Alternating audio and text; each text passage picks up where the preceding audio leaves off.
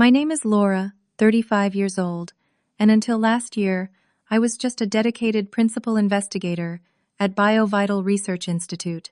When we secured that $80 million grant from the National Health Institute, I never imagined I would be facing off with Cameron Foster, the CEO's entitled son. The moment he ordered me to transfer funds illegally still rings in my ears. His laughter stopped abruptly when a federal agent walked in and changed everything.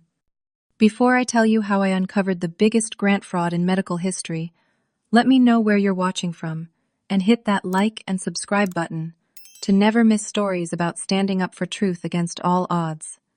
I joined BioVital Research Institute 3 years ago, after completing my doctorate in molecular biology at Stanford University.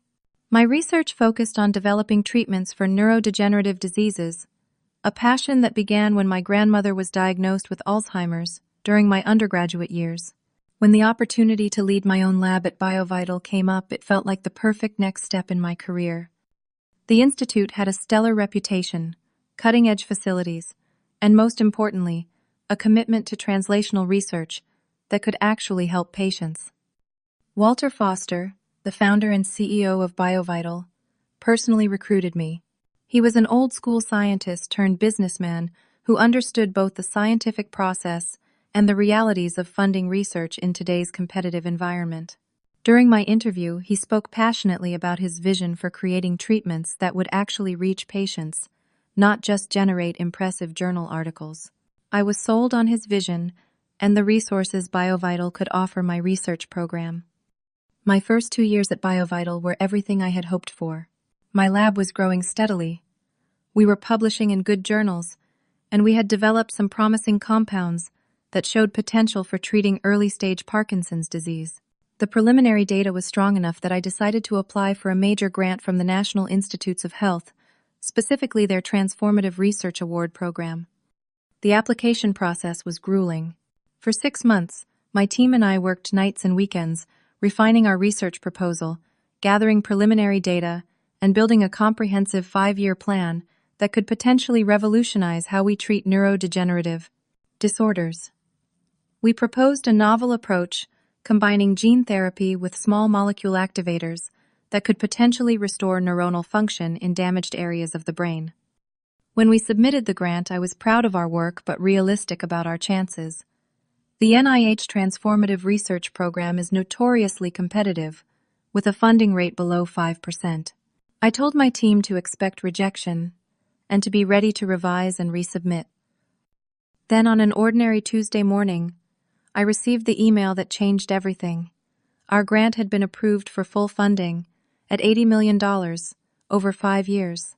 I remember staring at my computer screen in disbelief, reading and rereading the award letter before calling my lab manager, Grace Williams, into my office to confirm I wasn't hallucinating. The news spread through BioVital like wildfire. Walter Foster hosted a champagne toast in the main atrium, praising our team's innovation and hard work. It was the largest single grant in BioVital's 15-year history, and everyone was riding high on the excitement. What none of us knew at the time was that Walter Foster was planning his retirement. 3 weeks after our grant celebration, he announced that he would be stepping down as CEO within the month, transitioning to a role as chairman of the board. His replacement would be Alicia Henderson, the current chief operating officer, who had been with the company almost since its founding.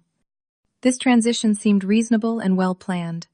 What surprised everyone was the announcement that Walter's son, Cameron Foster, would be joining the executive team as Director of Special Projects.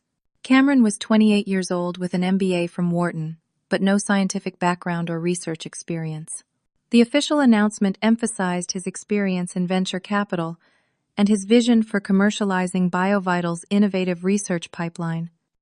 My first impression of Cameron was that he was charming, but clearly out of his depth. During his introduction tour of the facilities, he asked basic questions about what different lab equipment was for, yet spoke with the confidence of someone who believed he belonged there. He dressed in expensive suits that seemed impractical for a research environment, and had a habit of interrupting scientific discussions with business jargon that rarely applied to the situation.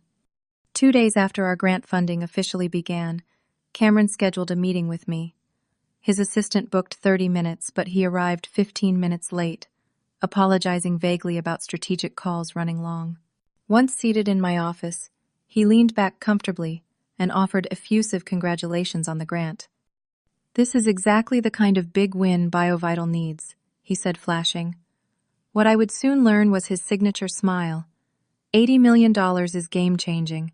I'm here to make sure you have everything you need to make this project a massive success. I thanked him and began explaining our research timeline and the key milestones we hope to hit in the first year. That's great, he said, waving his hand dismissively before I could finish. But I'm more interested in how we can leverage this success. Have you thought about spin-off companies, licensing opportunities? We should be thinking about the commercial applications from day one. I explained that commercialization was premature, that we first needed to prove our approach worked in our models before thinking about clinical applications. That's the old way of thinking, Cameron said with a confident smirk. In today's market, you need to build the brand while the science is still developing. I have some connections in the biotech venture world who would be very interested in what you're doing. The meeting ended with Cameron promising to open doors for my research, and me feeling vaguely unsettled, but unable to pinpoint exactly why. I chalked it up to the natural tension between scientific and business priorities and decided to give him the benefit of the doubt. After all, Walter Foster had built this company on solid scientific principles. Surely his son would respect that foundation. That assumption would prove to be the first of many mistakes I made in understanding who Cameron Foster really was, and what his presence at BioVital would mean for my research, my career, and ultimately my safety. 2 weeks after the grant officially began, I received an email from Cameron requesting a private meeting to discuss strategic resource allocation for the NIH initiative. The formal tone of the email, so different from his casual demeanor in our first meeting, immediately put me on alert. Still, as the principal investigator on an $80 million grant, I expected interest from the executive team. We met in a small conference room rather than my office or his. Cameron arrived with a leather portfolio and a tablet, more prepared than I had seen him before. After minimal small talk, he got straight to the point. "I've been reviewing the grant budget," he said, sliding a printed spreadsheet across the table. "I think we need to make some adjustments to maximize impact." I looked at the document, which showed our original NIH-approved budget on the left and a revised allocation on the right. The differences were substantial and immediately concerning. The revised version reduced equipment purchases by 20%, cut 2 proposed postdoctoral positions, and slashed our animal model costs by 30%. Most alarmingly, it created a new category called Strategic Consulting Services that accounted for 15% of the total budget. "This doesn't align with our approved grant proposal," I said carefully. "The NIH approved a specific budget based on our research needs. These changes would significantly impact our ability to complete the proposed work." Cameron leaned forward, his expression shifting to one I hadn't seen before, more calculating than friendly. "The budget is a guideline, not a straitjacket. All grants have flexibility built in for administrative discretion." "That's not accurate," I replied, pushing the paper back toward him. "NIH grants, especially those of this size, have very specific rules about budget reallocation. Any change over 10% in a major category requires formal approval, and this new consulting category wasn't in our proposal at all." "The consulting is to accelerate commercialization pathways," Cameron said smoothly. "I have connections with experts who can help position our discoveries for maximum impact." "That's not what this grant is for," I explained. "This is a basic and translational research grant. Commercialization isn't part of the approved scope." Cameron's expression hardened slightly. "Laura, I understand you're a scientist, but I'm trying to help you think bigger. These consultants can open doors for future funding patents, even spin-off companies where you could have equity." The implication was clear enough that I felt a chill. He was suggesting using grant money to pay his friends as consultants, with the promise of personal financial benefit down the line. This wasn't just against NIH rules, it bordered on fraud. "I appreciate the thought, but we need to stick to the approved budget," I said firmly. "NIH funds are federal money with strict compliance requirements. I'm legally responsible, as the principal investigator, for ensuring proper use of these funds. Cameron's face briefly showed annoyance before he recovered his smile, though it didn't reach his eyes this time. Of course. Of course. Just ideas to consider. We can revisit this later, when you've had time to think about the bigger picture. He gathered his papers and left acting as though nothing unusual had happened.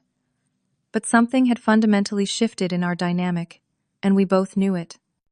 That afternoon I sought out Grace Williams, my lab manager and most trusted colleague. Grace had been at BioVital for 5 years before I arrived, and knew the institutional politics better than anyone. Something weird happened with Cameron Foster today, I told her after closing my office door. I recounted the meeting and the proposed budget changes. Grace's normally cheerful expression grew serious. That's concerning, especially the consulting fees. Do you know who these consultants would be? He didn't say specifically, just connections from his venture capital days. I've heard rumors, Grace said hesitantly. Nothing concrete, but people have noticed Cameron bringing in old friends for interviews, even when there aren't open positions that match their qualifications. This was the first I'd heard of this. What kind of positions? Administrative mostly. Finance, operations, legal. Nothing on the research side yet. Over the next few weeks I paid closer attention to the comings and goings in the executive wing. Cameron seemed to be spending an unusual amount of time with Thomas Reynolds, our chief financial officer, a quiet man who had been handling BioVital's finances since the company's early days. One evening, working late, I passed by a conference room and overheard Cameron and Thomas in what sounded like a heated discussion. The door was slightly ajar, and I caught fragments that made me pause. The allocation has to be more creative than that, Cameron was saying. We need flexibility within the reporting structure. There are limits to what we can do with federal funds, Thomas replied, his voice strained. These aren't private investments. Everything has gray areas, Thomas. Find them. I moved on quickly before they noticed me, but the exchange confirmed my growing suspicions that something wasn't right. I began reviewing all financial documentation related to our grant with a more critical eye. The official reports showed everything proceeding according to our approved budget, but I noticed small discrepancies. Equipment purchases delayed for vague reasons.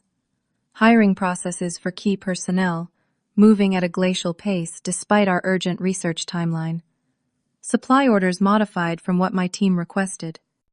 None of these issues alone was enough to raise serious alarms, but together they formed a pattern of interference that was hampering our research progress.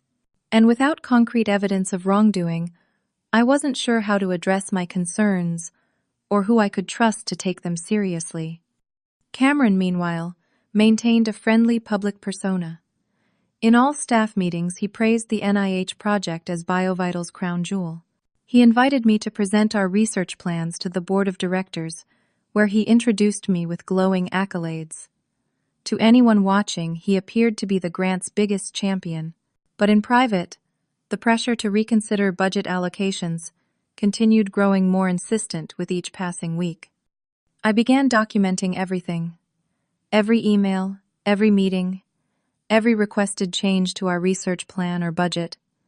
I wasn't sure what I was building evidence for, but my instincts told me I would need it someday. 3 months into the grant, Cameron's interference took a new and more troubling direction.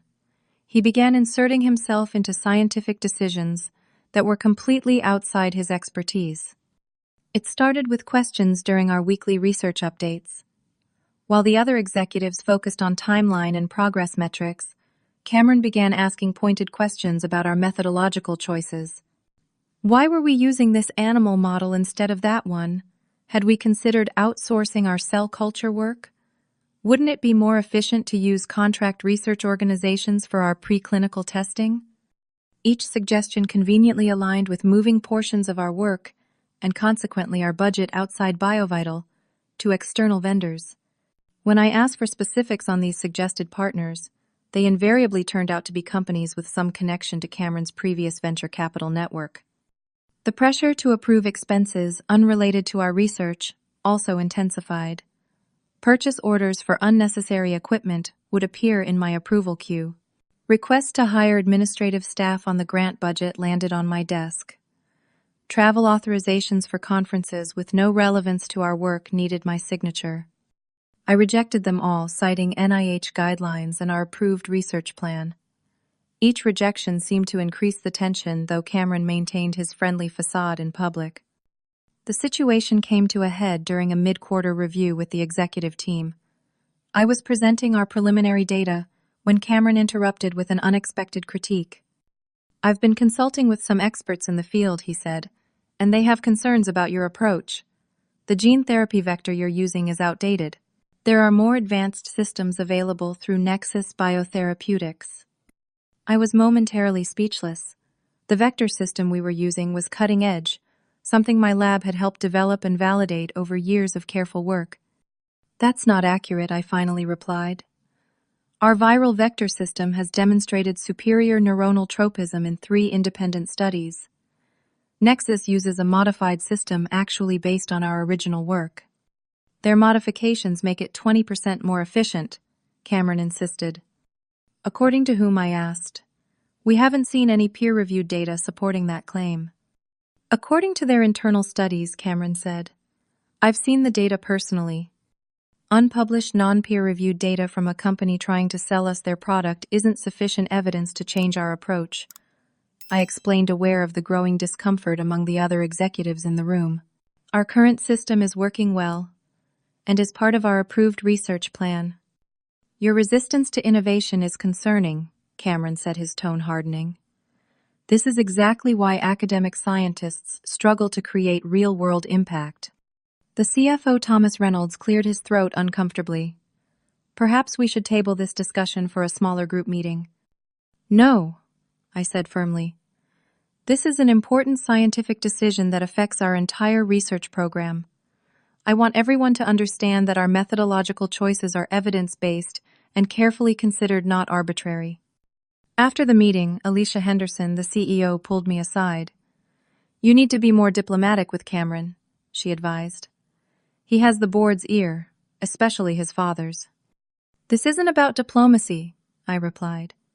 "It's about scientific integrity and proper use of grant funds." "Just try to find middle ground," she suggested. "Walter wants his son to succeed in this role." It was becoming clear that Cameron had more institutional support than I had initially realized, despite his lack of scientific credentials.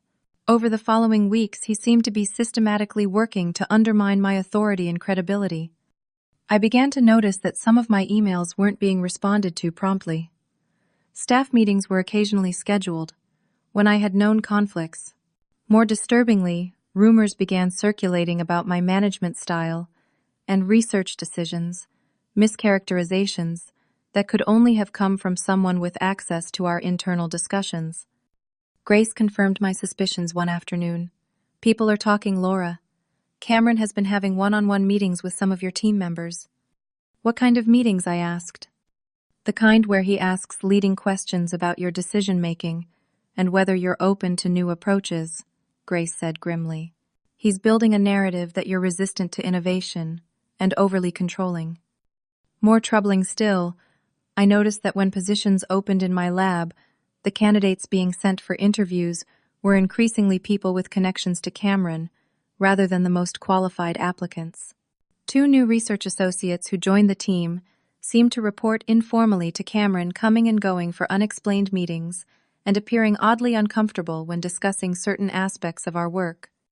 I needed to understand what was happening before things deteriorated further.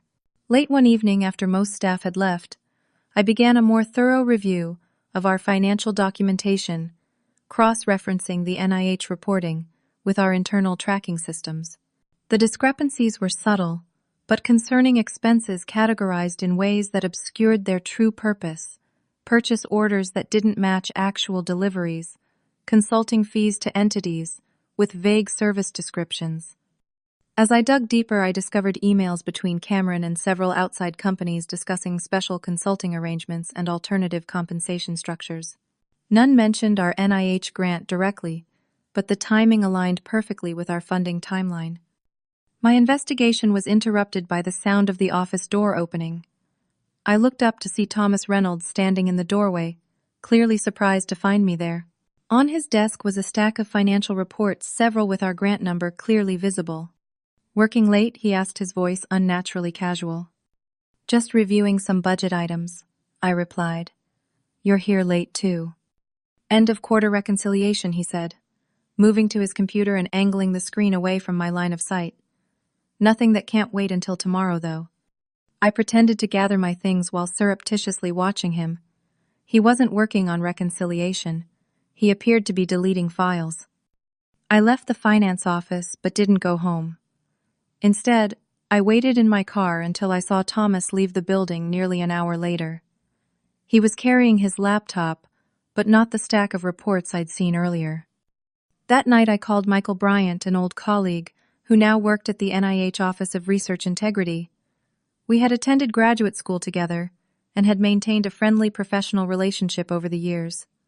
"I need hypothetical advice," I began after exchanging brief pleasantries. "That's never good," Michael replied with a knowing chuckle. "What's going on, Laura?" I outlined the situation, without mentioning specific names or amounts, just the pattern of events and my growing concerns. "This doesn't sound hypothetical," Michael said when I finished. "It sounds like potential grant fraud." "I'm not sure I have enough evidence," I admitted. "It's mostly circumstantial at this point." "If what you're describing is happening, it's serious," Michael said, his tone grave. "Misappropriation of federal research funds is a federal crime. Multiple agencies could get involved, including the FBI. "I don't want to make accusations without being certain," I said. "That's wise," Michael agreed. "Document everything. Get copies of financial records. Secure your email communications. And Laura, be careful. People who commit this kind of fraud have a lot to lose if they're exposed." His warning sent a chill through me, but it also strengthened my resolve. This wasn't just about my research anymore. It was about the integrity of the scientific process and the proper use of taxpayer money intended to help develop treatments for devastating diseases. The next day, I began systematically copying documentation and securing it outside the BioVital system. I didn't know when I would need it, but I was increasingly certain that day would come. The situation reached a breaking point in the 4th month of our grant. Cameron called an emergency meeting of the entire research team on a Friday afternoon. The conference room was packed with my lab members, several executives, including Thomas Reynolds, and a woman I didn't recognize who was introduced as Rebecca Daniels, newly hired legal counsel for BioVital. Cameron stood at the head of the table, more formal than I had ever seen him, wearing a perfectly tailored suit and an expression of grave concern. "Thank you all for coming on short notice," he began. "I've called this meeting to discuss some necessary restructuring of our NIH grant project." My stomach tightened. This was the first I was hearing of any restructuring. After extensive consultation with industry experts and our financial team, Cameron continued, "We've determined that our current approach is too siloed and academically focused. We need to pivot toward a more translational model with greater external collaboration." He clicked to a PowerPoint slide, showing a dramatic reorganization of our research plan. Gone were 2 of our core research aims, replaced with vague objectives about commercial pathway development and strategic partnerships. Most alarmingly, the budget chart showed nearly 30% of our funds redirected to external partners. Effective immediately, Cameron announced we'll be transferring these portions of the work to our strategic partners at Nexus Biotherapeutics and Quantum Health Analytics. Both companies offer specialized expertise that will accelerate our timeline to clinical relevance. I couldn't remain silent any longer. This is the first I'm hearing about this restructuring, and as principal investigator, any changes to our research plan require my approval and formal amendments to the NIH. Cameron smiled tightly. "We've already begun the paperwork. We just need your signature on a few documents to formalize the changes." "I haven't agreed to any changes," I said firmly, "and I won't approve reallocating 30% of our budget to external companies with no proven expertise in our research area." The room fell uncomfortably silent. Everyone was watching our exchange like a tennis match head swiveling between us. Cameron's expression hardened. This isn't a request, Dr. Green. This is a strategic directive from executive leadership. That's not how federal grants work, I replied, feeling heat rise in my face. The NIH awarded this grant based on a specific research plan with me as principal investigator. The institution cannot unilaterally change that plan without NIH approval, which requires my endorsement as PI. Cameron slammed his hand on the table, his composed facade cracking. Your first task is to transfer the grant funds, he shouted, startling everyone in the room. This company needs to see return on its investment. I'm not your employee. I shot back, standing to face him directly. I'm the principal investigator. My obligation is to the research and to the proper use of federal funds. You work for BioVital, Cameron said, his voice dangerously quiet now. And BioVital can replace you. Actually, they can't, I replied. Only the NIH can approve a change in principal investigator, and they would need significant justification, not just a desire to redirect funds against grant terms. We'll see about that, Cameron said with a dismissive laugh. I expect your full cooperation by Monday morning. The board meets at 9 a.m. to finalize these changes. I suggest you reconsider your position before then if you value your career. He gathered his materials and strode out of the room, leaving a stunned silence behind him. Thomas Reynolds followed quickly after avoiding eye contact with anyone. The new lawyer lingered, studying me with an unreadable expression before finally following the others out. Grace approached me as the room began to clear. What are you going to do? She whispered. I don't know yet, I admitted, but I'm not signing those transfer authorizations. That evening, as I was still in my office, trying to process what had happened and plan my next steps, my phone rang with a number I didn't recognize. Is this Dr. Laura Green? An unfamiliar female voice asked when I answered. Yes, who's calling? Someone who knows what's happening at BioVital, the voice replied. I can't tell you who I am, but you need to be careful. Cameron Foster has been systematically diverting research funds since he arrived. Your grant is just the latest and largest target. Who is this? I asked again, heart pounding. A concerned party. Check the financial records for shell companies named Quantum Analytics and Nexus Holdings. They both trace back to Cameron's former business partner from his VC days. Before I could ask another question, the caller hung up. I immediately began cross-referencing the companies mentioned against the documents I had been gathering. Sure enough, both were registered at the same address in Delaware, and both had been incorporated just weeks before Cameron joined BioVital. I spent half the night organizing my evidence and securing backup copies. Early Saturday morning, I contacted Michael Bryant at the NIH. It's worse than I thought, I told him, explaining the confrontation and the anonymous call. I have documentation showing systematic attempts to divert grant funds to shell companies connected to Cameron Foster. Michael was silent for a long moment. Laura, I need to tell you something. You're not the first person to raise concerns about BioVital. There's already an active investigation into their financial practices. What? I was stunned. Since when? I can't share details, but your grant caught attention because of its size and some red flags in early expenditure reports. The Department of Health and Human Services Inspector General is involved, and they've brought in the FBI. What should I do? I asked. I'm going to connect you with the lead investigator, Special Agent Diana Rodriguez, Michael said. She'll want to see your evidence before Monday's board meeting. Within an hour, I received a call from Agent Rodriguez. We arranged to meet early Sunday morning at a coffee shop far from BioVital's campus. Agent Rodriguez was not what I expected. Rather than the stern, intimidating figure I had imagined, she was a petite woman with an unassuming demeanor that probably helped people underestimate her. Her questions were precise and thorough, and she reviewed my documentation with careful attention. You've been very thorough, she said after examining everything. This corroborates what we've been gathering and adds significant new evidence. What happens now? I asked. We've been building a case against Cameron Foster and several accomplices for months, she explained. Your evidence gives us enough to move forward, but we need to catch them in the act of attempted fund diversion. That board meeting tomorrow might be our opportunity. You want me to go to the meeting? I asked, surprised. Yes, she confirmed. I'll be there too, posing as a financial consultant. We need you to let the meeting proceed normally, until they explicitly attempt to authorize the fund transfers. Won't that be dangerous? We'll have agents nearby, she assured me. Your role is just to let the conversation happen naturally, so we can document the attempted fraud. I agreed to the plan, though sleep was impossible that night. The next morning I arrived at BioVital with my heart racing but resolve firm. This was about more than my career or even my research. It was about the integrity of scientific funding and stopping corruption that undermined the entire research enterprise. The boardroom was already half full when I arrived precisely at 9 a.m. Walter Foster, the former CEO and Cameron's father, sat at the head of the table, his face solemn. I hadn't seen him in months, and he looked older, somehow more careworn than I remembered.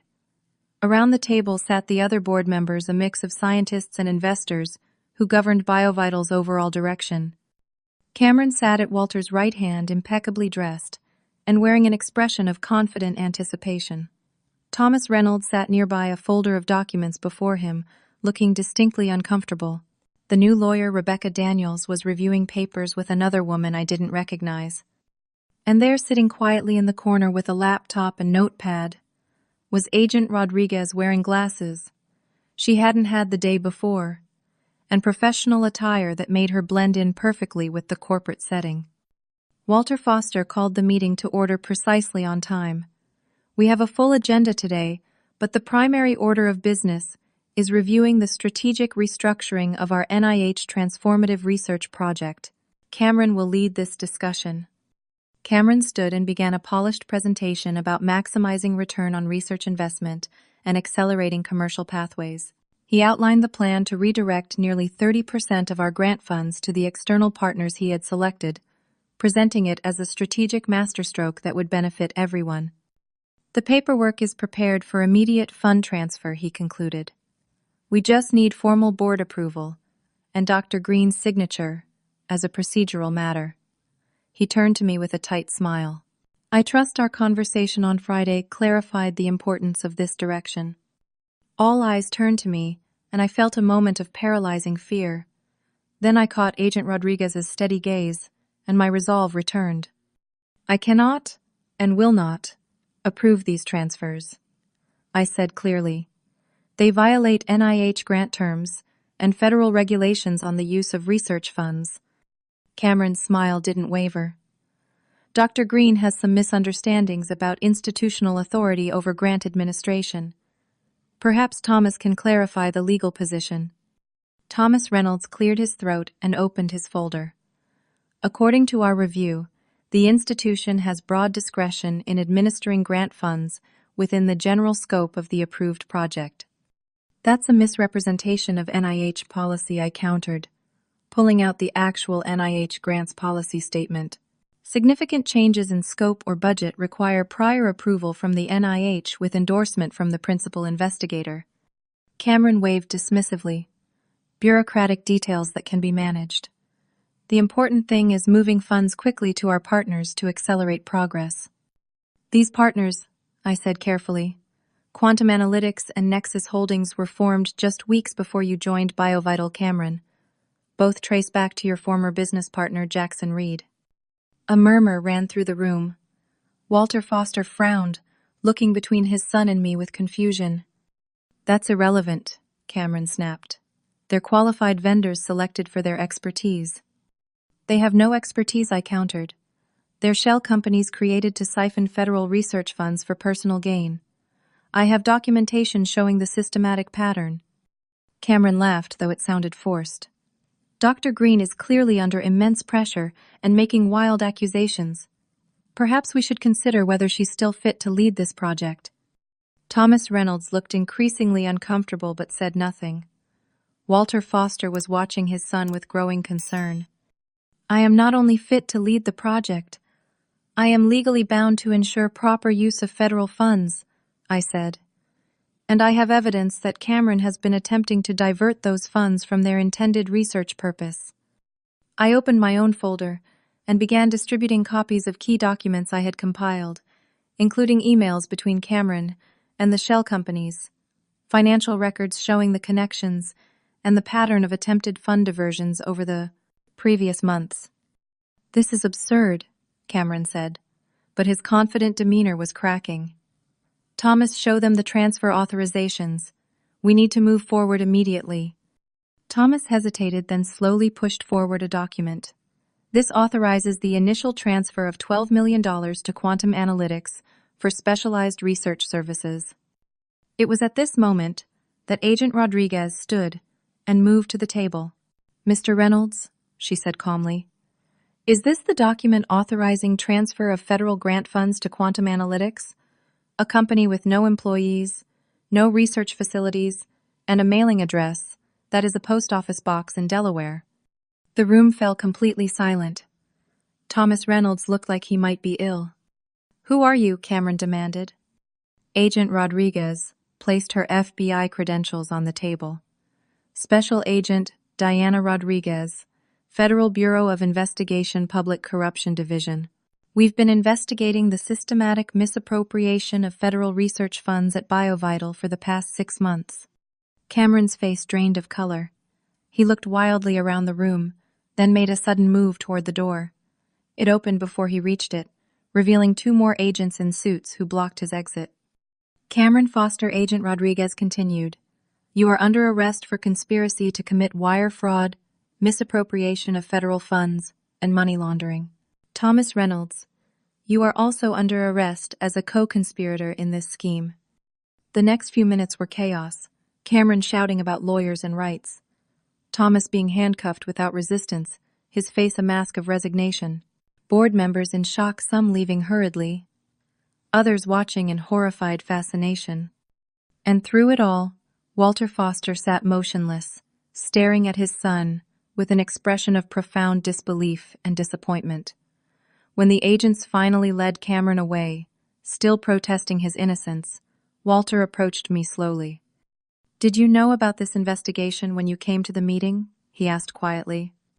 "Yes," I admitted. "I've been gathering evidence for weeks. The FBI contacted me yesterday after I reached out to the NIH with my concerns." Walter nodded slowly. "Thank you for protecting the integrity of your research in this institution. I fear I've been blind to what my son has become." The weight of everything that had happened suddenly hit me, and I felt my knees weaken.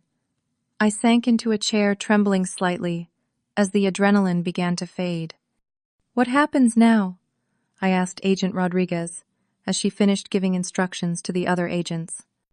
"Now we continue our investigation," she replied. "Based on what we've already uncovered, this goes beyond just your grant. Cameron Foster appears to have been operating similar schemes with other research funds since he joined BioVital." Walter, still standing nearby, closed his eyes briefly in pain. "I will cooperate fully with your investigation, Agent Rodriguez. Whatever my son has done, BioVital will make it right." As I left the boardroom that day, I knew that nothing would ever be the same. My research, my career, and BioVital itself stood at a crossroads, and the path forward was shrouded in uncertainty. But for the first time in months, that path wasn't being blocked by corruption and dishonesty. For all the chaos and pain of the day's events, there was also a sense of relief. The truth, however difficult, had finally come to light. The week following the arrests was a blur of FBI interviews, emergency board meetings, and frantic attempts to stabilize our research operations. BioVital became the center of a media storm as news of the arrests broke. $80 million research fraud screamed the headlines, with unflattering photos of Cameron being led away in handcuffs splashed across every news outlet. The FBI investigation expanded rapidly. Agents combed through years of financial records, interviewed dozens of employees, and uncovered a pattern of fraud that went beyond what any of us had imagined. Cameron hadn't just targeted my NIH grant. He had been systematically skimming from multiple research projects since joining BioVital, using a network of shell companies to funnel money to himself and a small circle of accomplices. Thomas Reynolds, facing serious charges, himself quickly agreed to cooperate with prosecutors in exchange for leniency. His testimony revealed that Cameron had initially pressured him into cooperation with veiled threats about his family's financial security, but that he had later become a willing participant as Cameron promised him a percentage of the, quote, diverted funds. Most shocking to the BioVital community was the revelation that Rebecca Daniels, the new lawyer, had been specifically brought in by Cameron to create legal cover for the fraudulent transfers. She had previously worked for a firm known for helping clients navigate regulatory gray areas and had been promised a substantial bonus for facilitating the grant fund diversions. She was arrested 3 days after Cameron. I found myself thrust into a strange new role simultaneously, trying to protect my research team from the fallout while serving as a key witness in the federal case. The NIH temporarily froze our grant funds, pending a complete review, leaving us scrambling to maintain essential operations and retain staff who were worried about their job security. Walter Foster emerged as an unexpected ally during this chaotic period. Though clearly devastated by his son's actions, he returned from semi-retirement to take active control of BioVital again. In our first private meeting after the arrests, he was humble and direct. "I failed this company, and everyone who works here," he said, looking far older than his 65 years. "I wanted to believe in my son's potential so badly that I ignored warning signs I should have recognized. I'm sorry, Laura." "You couldn't have known what he was planning," I offered, though I wasn't entirely convinced of that myself. "A good leader knows what's happening in their organization," he countered. "And a good father knows his child. I failed on both counts." He straightened in his chair, some of his old determination returning. "But I won't fail in making this right. Whatever it takes, we'll rebuild BioVital's reputation and ensure your research continues." True to his word, Walter instituted sweeping changes. The entire finance department was restructured with new leadership and enhanced oversight protocols. An independent ethics committee was established with authority to review all financial decisions related to research funds. Most significantly for me, Walter created a new position, Vice President of Research Integrity, and asked if I would consider taking on the role alongside my continued work as a principal investigator. "We need someone who has proven they'll stand up for research integrity even when it's difficult," he explained. I was conflicted about the offer. Part of me wanted to focus exclusively on my research and put the whole sordid business behind me, but another part recognized the opportunity to help shape a stronger, more ethical research culture at BioVital. Grace encouraged me to accept. "Think about it, Laura. You'll have the authority to protect not just your own research, but everyone's. That's a chance to create real change." While I considered the offer, I also had to navigate the complex emotions of my team members. Some, like Grace, had stood firmly with me throughout the ordeal. Others had been unwittingly drawn into Cameron's orbit and now felt embarrassed or defensive.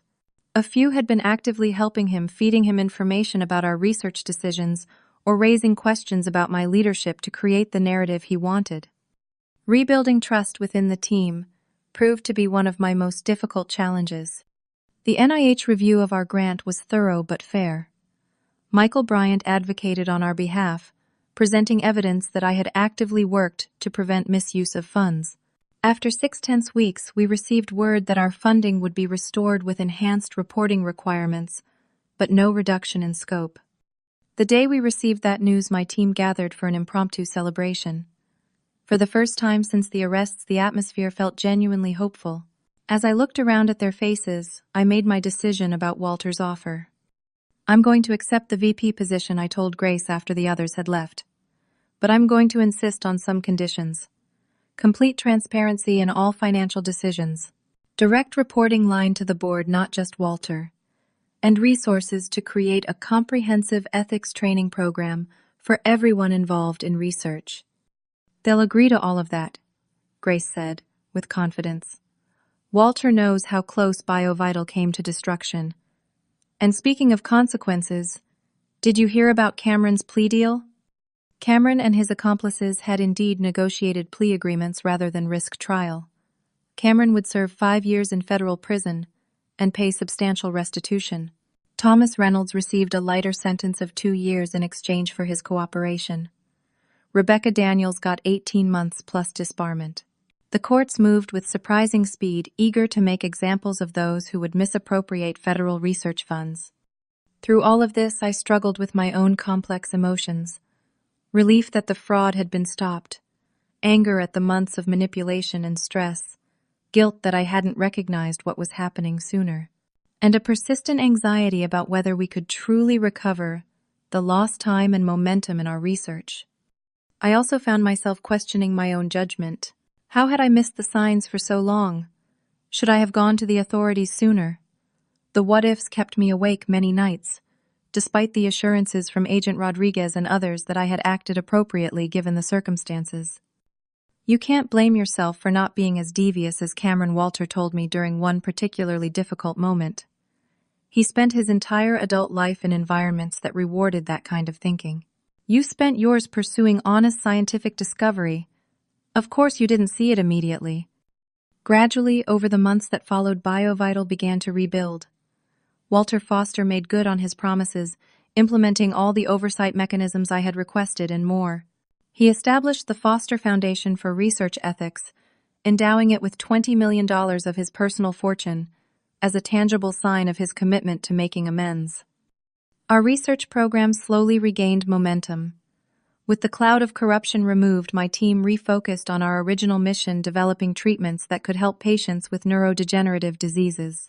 9 months after the arrests, we achieved a significant breakthrough in our gene therapy delivery system, one that might never have happened if Cameron had succeeded in diverting our resources. When the paper announcing our findings was published in Nature Neuroscience, Walter framed a copy and hung it prominently in the BioVital lobby, alongside a new corporate mission statement that emphasized integrity and transparency in all research activities. "This is what we're really about," he told me, gesturing to the framed article. "Not financial schemes or corporate maneuvering, but advancing knowledge that can help people." Cameron never understood that. I never visited Cameron in prison, though Walter did monthly at first, and then less frequently, as the emotional toll became too great. From what Walter shared, Cameron remained largely unrepentant, convinced that his only real mistake had been getting caught. His lack of remorse strengthened my resolve to ensure that the culture at BioVital would never again enable such behavior. A year has passed since that fateful board meeting when Cameron's schemes collapsed. I'm writing this from my new office, where I now serve as Vice President of Research Integrity at BioVital, while continuing to lead my lab as Principal Investigator. The view from here is different, both literally and figuratively. I can see our entire research campus from my window, a constant reminder of the broader responsibility I've taken on. Our NIH-funded research has flourished in ways I couldn't have imagined during those dark days. We've published 3 major papers, filed 2 patents, and most importantly, developed a gene therapy approach that shows remarkable promise in reversing early-stage neurodegeneration in our animal models. We're now preparing for preliminary discussions with the FDA about a pathway to clinical trials, something that once seemed years away. BioVital itself has transformed under Walter Foster's renewed leadership. The ethical reforms we implemented have become a model for other research institutions, with Walter and I frequently invited to speak about creating cultures of integrity in scientific organizations. What began as a scandal has ironically positioned BioVital as a leader in research governance. One of my proudest achievements has been establishing the Scientific Integrity Training Program, now mandatory for all researchers at BioVital, from graduate students to principal investigators. The program goes beyond basic compliance, addressing the complex ethical challenges that arise in modern biomedical research. We emphasize that integrity isn't just about following rules, but about making decisions that honor the trust placed in us by funding agencies, patients, and the public. My relationship with Walter Foster has evolved into one of the most meaningful professional partnerships of my career.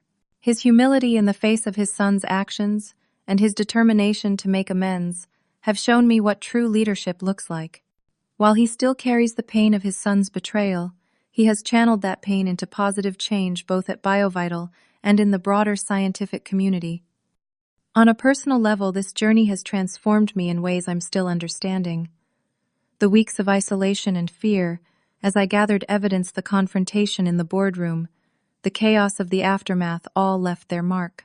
There were nights I questioned everything, days I wanted to walk away from research entirely. The weight of it all seemed too much to bear alone. But I wasn't alone. Grace stood by me through every difficult moment, offering both practical support and unwavering friendship. Agent Rodriguez, who became Diana to me, over the course of many interviews and court preparations, showed me that standing for truth does eventually yield justice, even if the path is difficult. And I found unexpected allies throughout BioVital, people who reached out privately to thank me or offer help once the truth emerged. The healing didn't come all at once. It came gradually through small victories in the lab, through building new relationships based on genuine trust, through seeing tangible changes in how our research organization operates. Each step forward helped ease the lingering anxiety and doubt. I've learned that integrity isn't just an abstract virtue, but a practical choice we make daily, sometimes at significant personal cost. I've learned that systems and institutions are only as ethical as the people within them choose to be. And I've learned that speaking truth to power requires not just courage in a single moment, but persistence through uncertainty and fear. Perhaps most importantly, I've learned that in the face of corruption, the answer isn't cynicism, but renewed commitment to the values that drew me to science in the first place. The pursuit of knowledge that can reduce suffering, belief that evidence and truth matter, and the understanding that the work we do as researchers is a profound public trust. If I could share one message from this experience, it would be this. When faced with the choice between the easy path and the right one, never compromise your integrity. You may stand alone for a moment, but ultimately, truth will stand with you. The momentary comfort of looking away comes at too high a price, not just for your peace of mind, but for all those who depend on you to do what's right. Today, our lab is working on a new research direction that could help millions living with early-stage Alzheimer's. The preliminary results are more promising than anything I've seen in my career. None of this would have been possible if we had allowed research funds to be diverted from their intended purpose.